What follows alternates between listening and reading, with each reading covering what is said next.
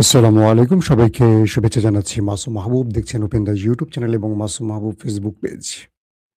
আজকে সকালে লাইভ সেশনে অনেকগুলো আন্তর্জাতিক গুরুত্বপূর্ণ খবর দিব। বলতে পারেন ব্রেকিং খবর আছে। সঙ্গে থাকবে আ বাংলাদেশ ভারতের সীমান্তে উত্তেজনা নিয়েও কিছু তথ্য। প্রিয় দর্শক, শুনতে এবং দেখতে পেলে আমাকে একটু কমেন্ট করে জানান। আমি আগে কিছু শিরোনাম আপনাদের জানিয়ে দেই যে বিষয়গুলো নিয়ে আজকে কথা বলতে চাই। মার্কিন যুক্তরাষ্ট্র জিব্রাল্টার প্রণালীর কাছে তার নিউক্লিয়ার অ্যাটাকের প্রস্তুতি নিচ্ছে ইরানকে টার্গেট করে। পাশাপাশি ট্রাম্প আবারও জানিয়েছেন যুদ্ধবিরতি লাইফ সাপোর্টে ৯৯% সম্ভাবনা ভেঙে গেছে, 1% ঝুলে আছে। অর্থাৎ যে কোনো সময় আবারও যুদ্ধ শুরু হতে পারে ইরান আমেরিকার। পাশাপাশি সৌদি আরবের পর কাতারের সাবেক প্রধানমন্ত্রী এবার ইসরায়েলের মুখোশ উন্মোচন করে দিয়েছেন। ইরান চারদিক থেকে চেপে ধরছে পরাশক্তি আমেরিকাকে। দর্শক, এই খবরগুলো দেব। প্রথমে আমি সংক্ষিপ্ত আকারে বাংলাদেশের কিছু খবর আপনাদের দিয়ে নিচ্ছি।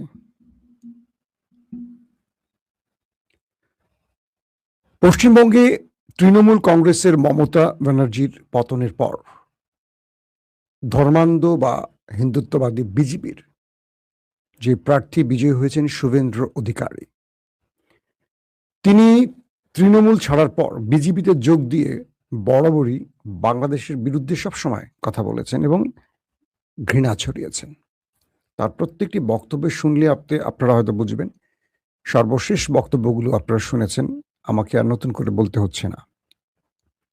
তিনি পার্লামেন্টে বসেই ক্ষমতা গ্রহণ করে প্রথম যে সিদ্ধান্তটা নিয়েছেন সেটি হলো বাংলাদেশ ভারতের সীমান্তে কাঁটাতার তৈরি।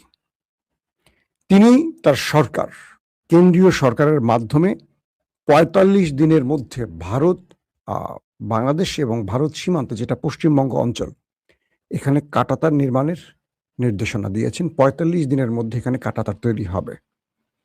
প্রশ্ন করতে পারেন, ভারত এবং বাংলাদেশের মধ্যে পশ্চিমবঙ্গ সীমান্তে কত কিলোমিটার সীমান্ত রয়েছে?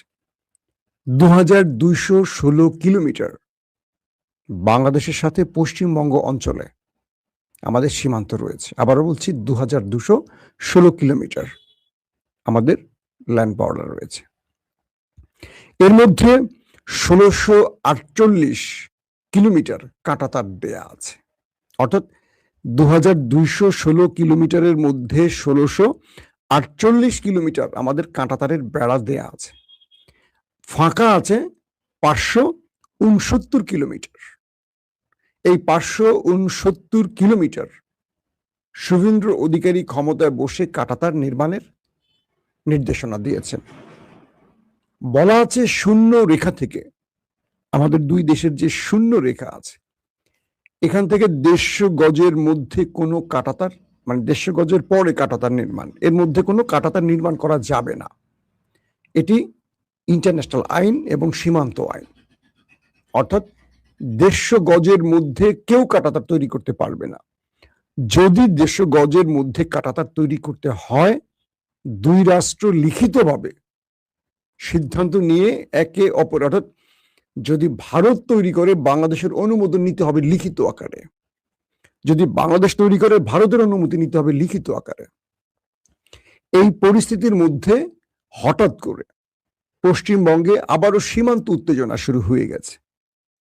আমাদের পররাষ্ট্র অ্যাডভাইজার, আমার খুব প্রিয় মানুষ হুমায়ুন কবির ভাই, আমরা লন্ডন টিমে একসাথে কাজ করতাম, তিনি যে স্টেটমেন্টটি দিয়েছেন, তিনি বলছেন বাংলাদেশ সেই অবস্থাতে আর নেই চাইলেই কাঁটাতারে কাউকে হত্যা করে ঝুলিয়ে রাখতে পারবে। বাংলাদেশ সেই অবস্থা থেকে ফিরে এসেছে।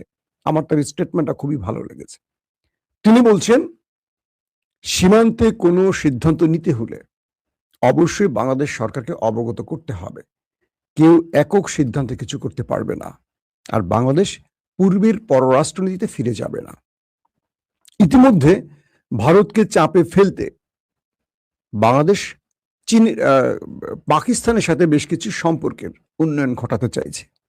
কিছু শর্ত বা কিছু বিষয় দুদেশ সম্মত হয়েছে, যেটা ভারতের চোখের কাঁটা হয়ে যাচ্ছে।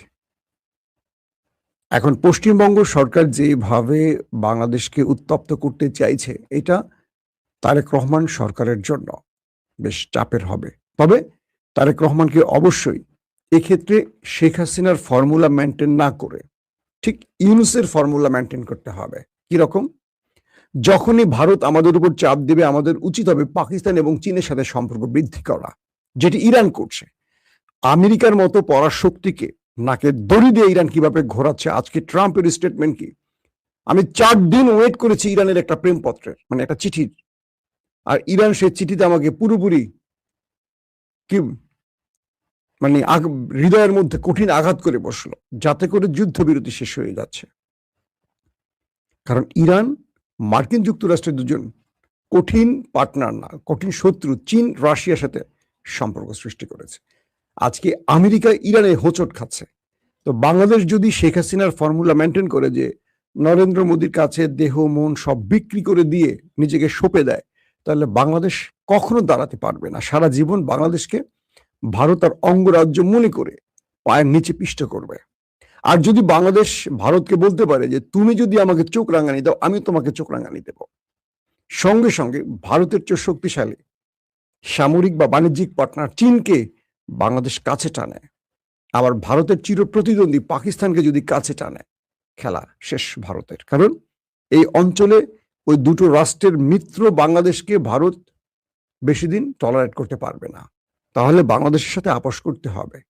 বাংলাদেশের তিস্তা বলি, আরো যে অভিন্ন আমাদের নদীগুলো আছে, আমাদের আরো যে স্বার্থ সংশ্লিষ্ট বিষয়গুলো আছে, সীমান্তে হত্যা বলি, মাদক বলি, যা যা আছে, ভারত এক নিমিষে বাংলাদেশের দাবি মেনে নিতে বাধ্য হবে।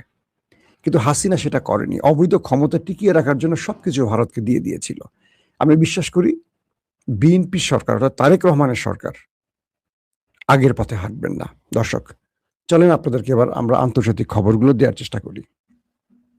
আমি গতকালকে রাতের লাইভে আপনাদের বলেছিলাম যে সৌদি আরবের একজন প্রিন্স বা যুবরাজ, সাবেক গোয়েন্দা প্রধান তুর্ক আল ফয়সাল, তার যে স্টেটমেন্টটা, সেখানে সে একদম ধরিয়ে দিয়েছে যে ইরানের সাথে আরবের এই লড়াইটা ইসরায়েলি পরিকল্পনার অংশ, এবং এটি তারা একটা গ্রেটার ইসরায়েল তৈরির পরিকল্পনার ছক তৈরি করছেন। যারা লাইভটি দেখেছেন তারা আশা করি জেনেছেন, যারা দেখেনি দেখে নেবেন কাল রাতে। আজকে কাতারের আরেকজন সাবেক প্রধানমন্ত্রী তিনি স্টেটমেন্ট দিয়েছেন, কাতারের শেখ হামাদ, তিনি স্টেটমেন্ট দিয়েছেন নতুন করে, সাবেক কাতারের প্রধানমন্ত্রী, যে মধ্যপ্রাচ্যে এই অশান্তির মূল কারণ ওই একটি দেশ, এবং তারা কৌশলে গ্রেটার ইসরায়েল তৈরিতে এই অঞ্চলে আমাদের মধ্যে, আমাদের ভ্রাতৃ রাষ্ট্র, আমাদের বন্ধু রাষ্ট্রদের মধ্যে ক্ল্যাশ লাগানোর চেষ্টা করছে। ইতিমধ্যে আরব আমিরাত আরব ব্লক থেকে আলাদা হয়ে যাচ্ছে। আলাদা হয়ে যাচ্ছে মানে স্বার্থ সংশ্লিষ্ট ক্ষেত্রে, যেমন বাকি আরব রাষ্ট্রগুলো ইরানের পক্ষে না দাঁড়ালেও ইসরায়েলের পক্ষে দাঁড়াচ্ছে না। তারা হয়তো আমেরিকার চামচামি করছে, কিন্তু ইসরায়েলের পক্ষে নেই। সৌদি আরব ইসরায়েলের পক্ষে নেই, কাতারও ইসরায়েলের পক্ষে নেই, কুয়েত ইসরায়েলের পক্ষে নেই। দুটো দেশ ইসরায়েলের চামচামি করছে, একটা আরব আমিরাত, একটা হলো জর্দান। এখন বিষয়টা কি দাঁড়ালো? কাতারের সাবেক প্রধানমন্ত্রী শেখ হামাদ বলছেন যে গ্রেটার ইসরায়েল তৈরিতে, অর্থাৎ ইসরায়েল যে ম্যাপটি দেখিয়েছে, পুরো ইসরায়েল সহ, ফিলিস্তিন সহ, জর্ডান, সৌদি আরব, একটা বিশাল অঞ্চল নিয়ে যে গ্রেটার ইসরায়েল তৈরি করবে তারা, সেই গ্রেটার ইসরায়েলের পথে তারা হাঁটছে। আর এই পথ মসৃণ করার জন্য, সহজ করার জন্য তারা এই অঞ্চলে আমাদের মধ্যে বিরোধ লাগিয়ে দিয়েছে। এখন আমরা লড়াই করছি, আর তারা ভেতরে বসে, ইসরায়েলে বসে তারা গ্রেটার ইসরায়েলের রূপরেখা তৈরি করছে। কথাটি বুঝতে পারছেন? কাতারের শেখ হামাদ, যিনি সাবেক প্রধানমন্ত্রী, তিনি কত সহজে খোলামেলা ওই দেশটির চরিত্র উন্মোচন করছেন। এটি কি আরবের বাকি দেশ বুঝতে পারছে না? অবশ্যই বুঝতে পারছে। তিনি বলছেন আরব দেশগুলোর উচিত ইরানের সাথে বসে মধ্যস্থতা করে সমাধান করা, তৃতীয় কাউকে এনে এখানে যুদ্ধ ছড়িয়ে দেওয়া উচিত নয়। তার মানে কি, আরবরা আমেরিকাকে ইসরায়েলকে এনে তাদের ভূমি আকাশ স্থল ব্যবহার করতে দিয়ে ইরানে হামলা করেছে, এটাকে তিনি সমর্থন করছেন না। কাতারের সাবেক প্রধানমন্ত্রী, এটা কিন্তু বাংলাদেশের প্রধানমন্ত্রী না, এরা সব যুবরাজ পরিবার, এরা একটা পরিবার, এরা কোনো না কোনো দায়িত্বে থাকে। কেউ প্রতিরক্ষা মন্ত্রী, কেউ এই মন্ত্রী, কেউ প্রধানমন্ত্রী, কেউ এইটা কেউ ওইটা, সব নিজের একটা ফ্যামিলি, ভাইরা। এবং এরা কখনো বাংলাদেশের মতো কথা বলে না যে বিএনপির এক নেতা একটা বলছেন, আরেক নেতা একটা বলছেন, ওই নেতা একটা বলছেন, সেই নেতা একটা বলছেন, কোনটা রাষ্ট্রের কথা বোঝা যায় না। কিন্তু আরব রাষ্ট্রে এটা হয় না। আরব রাষ্ট্রে একটা নির্দিষ্ট নীতির উপরে ভিত্তি করে সবাই কথা বলে, কেউ ফাঁসুকি কথা বলে না। শেখ হামাদ আরো বলছেন যে ইরানের সাথে আমাদের যে বিরোধগুলো আছে এগুলো টেবিলে বসে সমাধান করা যায়, কিন্তু এই সমাধানটা করতে দেবে না ওরা, মানে ইসরায়েলের কথা বলছে। তারা আমাদের মধ্যে বিরোধ তৈরি করে দিয়ে আমাদেরকে লাগিয়ে দিয়ে তাদের স্বার্থ হাসিলের চেষ্টা করছে এবং তারা সেই স্বার্থের বাস্তবায়নের দিকে এগুচ্ছে। এখন তারা গ্রেটার ইসরায়েলের ম্যাপ নিয়ে বসছে। বুঝতে পারছেন কি ভয়ঙ্কর ব্যাপার? কালকে সৌদি আরব, আজকে কাতার, তারা প্রকাশ্যে এখন কথা বলছেন। এই কথাগুলো এতদিন আমরা বলে আসছি, রাজ পরিবার এখন বলছে, তার মানে আমরা যেটা বলেছি সেটাকে তারা ওন করছে, অ্যাডমিট করছে। আরবরা জানে এটা নেপথ্য থেকে। ইরান কি বলছে শোনেন। ইরান বলছে 1000 মাইল দূর থেকে এসে কেউ তোমাদের নিরাপত্তা দেবে? তোমরা এত বোকা কেন? তোমাদের পেট্রো ডলার ওরা কেড়ে নিয়েছে, সম্পদ গ্যাস তেল লুট করে ওরা স্বয়ংসম্পূর্ণ হচ্ছে। একদিন কি তোমাদের খনিজ শেষ হবে না? একদিন কি তোমার এই ভান্ডার খালি হবে না? তখন ওরা চলে যাবে, যখন তোমার কাছ থেকে আর কিছু নেয়ার থাকবে না। ওরা মূলত এই অঞ্চলে ইসরায়েলকে পাহারা দিতে এসছে, ইসরায়েলকে এই অঞ্চলের কর্তা বানাতে এসছে। ইসরায়েল এখানে তোমাদের মূল ক্যান্টনমেন্ট হবে, তোমাদের আঙুলের ইশারা চালাবে। ওরা ইসরায়েলকে এখানে সুপ্রিম করার জন্য আসছে। আর তোমরা ইরানকে শত্রু বানিয়ে আমেরিকাকে তোমার দেশের মধ্যে ঘাঁটি তৈরি করার সুযোগ দিয়েছ, আর আমেরিকা আমার দেশে হামলা করছে। দিন শেষে আমি মরছি না, তুমি মরছো। আমার লোকগুলো কার? তোমারই ভাই, তোমারই বন্ধু, তোমারই ব্রাদার। ইরান বলছে কখনো কোনোভাবে আমেরিকাকে গালফ কান্ট্রিতে সহ্য করা হবে না। যতক্ষণ এই অঞ্চলে তারা থাকবে ততক্ষণ লড়াই চলবে। তাদেরকে আমরা আর কোনোভাবে এই অঞ্চলে থাকতে দেব না। ট্রাম্প খেপে গেছে। চীনের কি বলে, ইরানের সেই চিঠি পাওয়ার পর ট্রাম্প বেশ কিছু, গত 24 ঘন্টা অনেকগুলো স্টেটমেন্ট দিয়েছেন। একটি স্টেটমেন্টে তিনি বলছেন যে আমার বন্ধু শি জিনপিং, তার সাথে আমার খুব শীঘ্রই দেখা হচ্ছে, আমি তাকে খুব সম্মান করি, তিনি আমাকে বোঝেন। আমি বিশ্বাস করি শি জিনপিং ইরানের বিষয়ে সঠিক সিদ্ধান্ত নেবেন। মানেটা কি? ট্রাম্প যখন বুঝলেন যে ইরান আর ট্রাম্পকে বা আমেরিকাকে পাত্তাই দিচ্ছে না, তখন শি জিনপিং এ একটু পাম মারছেন যে শি জিনপিং তুমি একটা সমাধান করে দাও আমায়। আমি তার মুখ দেখাতে পারছি না, কমাস পর আমার মধ্যবর্তী নির্বাচন, আমি তো শেষ। এখন এই যুদ্ধে আমি যদি পরাজিত হই বা এখানে আমি শেষ করে দেই, তাহলে আমার মধ্যবর্তী নির্বাচনে আমার রিপাবলিক বা আমি হেরে যাচ্ছি। আমার বিরুদ্ধে অ্যারেস্টিং ফাইল মামলা আছে, আমি সেখানে আটকে যাচ্ছি। প্রেসিডেন্ট থেকে কয়দিন নিজেকে বাঁচাবো, কিন্তু কদিন পর তো আমাকে জেলে যেতে হবে নারী দর্শন চেষ্টার কারণে। ট্রাম্প তার দ্বিতীয় দফা আরেকটি স্টেটমেন্ট দিচ্ছেন কি, যে আমি কুর্দিদের অস্ত্র দিয়েছিলাম ইরানের বিরুদ্ধে লড়াই করতে। চিন্তা করেন কুর্দিরা কত বিশ্বাসঘাতক, আমার অস্ত্রগুলো মেরে দিয়েছে। হাসবো না কাঁদবো? আমেরিকা কুর্দিদেরকে অস্ত্র দিয়েছে ইরানের বিরুদ্ধে লড়াই করতে, কুর্দিরা দলে দলে আমেরিকার মূল্যবান অস্ত্রগুলো নিয়েছে, নিয়ে মেরে দিয়েছে। বলছে আমরা ইরানের সাথে লড়াই করবো কেন, আমাদের দরকার আধুনিক অস্ত্র পেয়ে গেছি। এগুলো নিয়ে তারা বসে আছে। আমেরিকা বলছে তোমরা আমাদের অস্ত্র হজম করতে পারবে না। কুর্দিরা বলছে আসো, নিতে আসো, আমরা শুধু মরবো না, তোমাদের কয়টা মাইরা মরবো। মানে কুর্দিদের এই ক্যারেক্টারটা মজা লাগছে, বুঝছেন? আমেরিকা তাদেরকে তলে তলে অস্ত্র দিয়ে ইরানের বিরুদ্ধে লড়াই করাবে, আর কুর্দিরা অস্ত্রগুলো নিয়ে পালায় গেছে। হ্যাঁ, আমেরিকা মাথায় হাত দিয়ে বসে আছে, হায় খোদা আমার অস্ত্রগুলো এখন কোন কাজে ব্যবহার হয়। আজকের তালেবান, যাদেরকে সোভিয়েত ভাঙার সময় আমেরিকা তৈরি করেছিল, সেই তালেবানরা আজকে আমেরিকার সাথে লড়াই করে আমেরিকাকে খেদিয়ে আফগান দখল করলো। ইতিহাসটা এরকমই।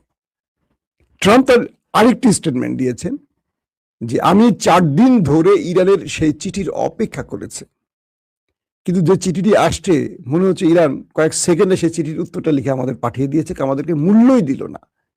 সেই চিঠি আমাদের হতাশ করেছে। কি লিখলো ইরান, এগুলো কি বলছে?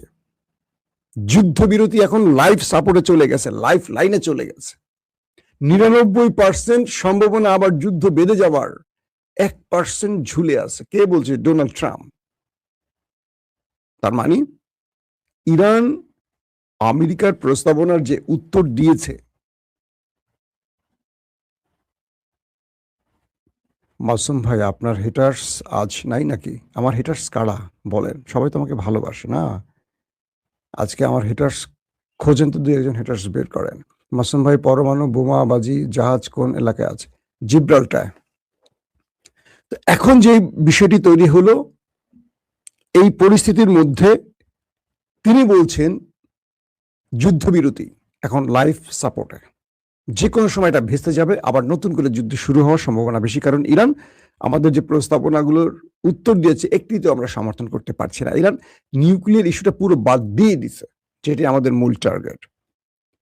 দর্শক, আরেকটি খবর হলো যে কয়েকটি গণমাধ্যম দাবি করছে জিব্রাল্টার প্রণালীর আশপাশে মার্কিন যুক্তরাষ্ট্রের নিউক্লিয়ার অ্যাটাকের প্রস্তুতি চলছে। সেখান থেকে তারা বিশেষ কি বলবো রণতরী নাকি, সেখান থেকে ইরানকে টার্গেট করে নিউক্লিয়ার অ্যাটাক করতে পারে এরকম প্রস্তুতি নিচ্ছে, কিছু গণমাধ্যম দাবি করেছে।